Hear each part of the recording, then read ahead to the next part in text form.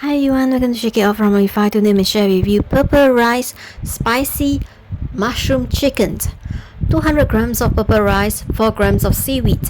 We are going to roll it into sushi shaped rice.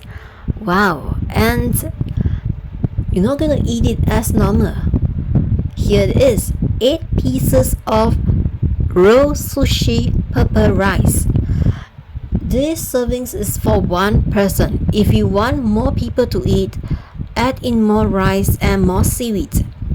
You can add in other ingredients like cucumber into the purple rice. And as we can see that, so these 8 pieces of raw purple rice is for one person. If you want more people to eat, add more rice and seaweed. Side dish is spicy mushroom chicken. 5 pieces of button mushrooms, 300 grams of chicken, and you can add in egg or other ingredients inside. Check out my cookbook recipes and mental health books, and do check out my website ramorify.com.